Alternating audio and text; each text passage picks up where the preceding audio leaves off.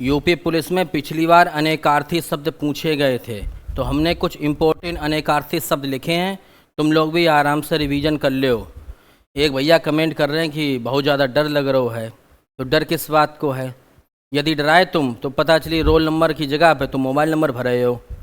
तसल्ली से पढ़ो, तसल्ली से, दिमाग ठंडो करके लगाओ भैया। अनेकार्थी शब्द, अनेकार्थी शब्द उनको बोलते हैं कि ऐसा कोई शब्द जिसके एक से अधिक अर्थ हों।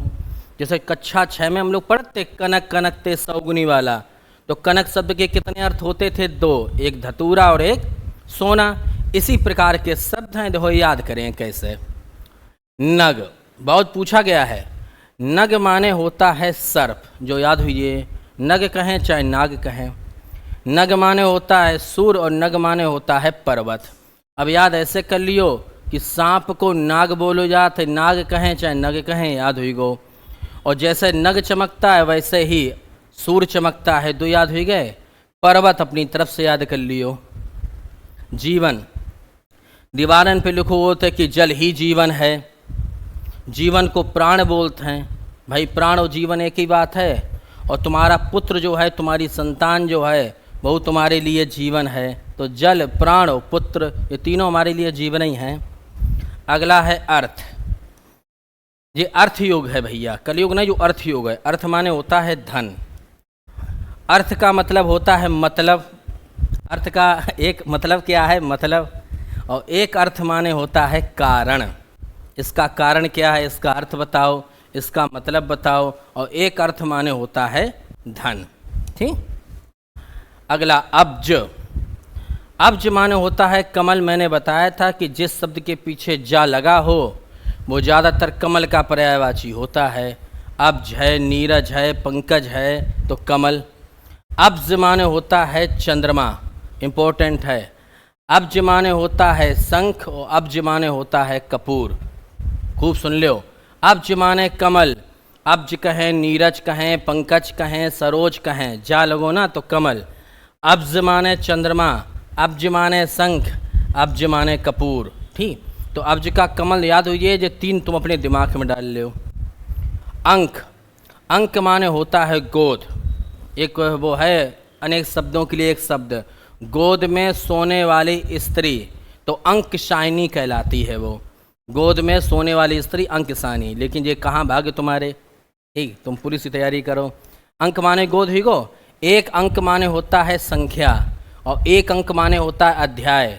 किताब नहीं पढ़ते जा में कितने अंक हैं, उन्हें साहब 8 अंक हैं, तो 8 अंक को मतलब जाओ कि जा किताब में 8 अध्याय हैं, 8 अध्याय। अंक माने गोद हुई गई, अंक माने संख्या हुई गई, अंक माने अध्याय हुई गो। ठीक।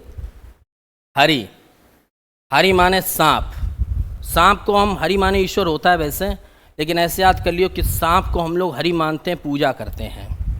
सिंह की भी पूजा करते हैं, घोड़ा की भी हरि मानते हैं, बानर को भी हरि मानते हैं, हाथी की भी पूजा करते हैं, मेढकों की हम लोग मान लो पूजा करते हैं। तो जितने जो जानवर हैं सब हरे हरे हैं। सांप की भी, सांप को हरि बोलते हैं, मेढक को हरा बोलते हैं, सिंह को हरि बोलते हैं, घोड़ा को हरि बोलते हैं, बानर को हरि बोलते हैं, हाथी को बोलते हैं। जितने जानवर वाले नाम हैं ये सब हरि हैं। ठीक, याद रहे। सांप देखो हरी झाड़ियों में रात है, मेढक भी रहता है हरी घास में, शेर भी हरे भरे जंगल में, घोड़ा भी हरी भरी घास खाता है, बानर बंदर भी हरे भरे फल खाता है, हाथी भी हरे हरी घास खाता है, सब हरी हरी है। अगला अंबर। अंबर माने होता है कपड़ा। वो जैन धर्म में नहीं है श्वेतांबर दिगंबर, तो वहाँ में जो अंबर शब्दात, अंबर माने कपड़ा, और एक अंबर माने आकाश, और एक अंबर माने बादल। तो अंबर माने कपड़ा तो ही गो श्वेतांबर दिगंबर से। अंबर माने आकाशु याद करियो, और एक अंबर माने होता है बादल। अंबर बादल, आकाश बादल। पानी, लोग ने कहते इनके आँखन को पानी मर गो, यानी इनकी आँखन में इज्जत मर चुकी है, इज्जत। पानी माने होता है चमक, रहमन पानी राखिए, और बिन पानी सब सून, और पानी गए ना उबरे मोती मानुष चून। तो उसमें पानी शब्द के यही अर्थ आते हैं कि पानी माने इज्जत है, पानी माने चमक है, और पानी माने जल है।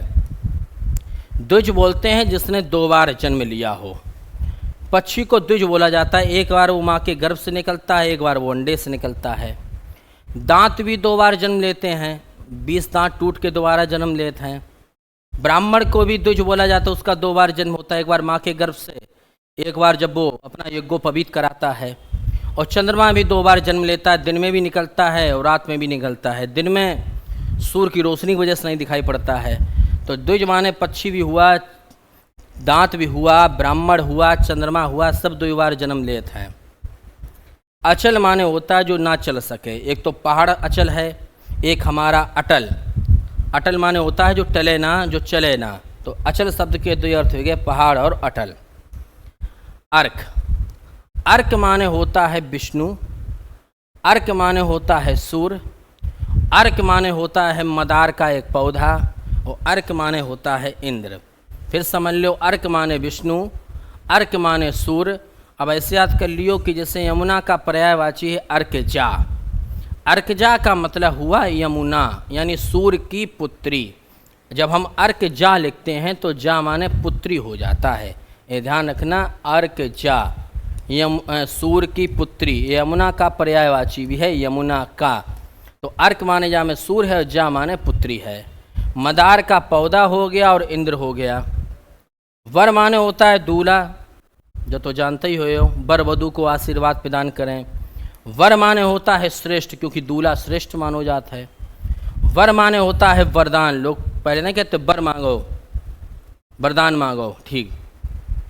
सारंग, सारंग माने, सारंग ऐसा शब्द हिंदी का जिसके अनेक अर्थ हैं, तो हमने 3-4 लिखे जो हमें इम्पोर्टेंट लगे।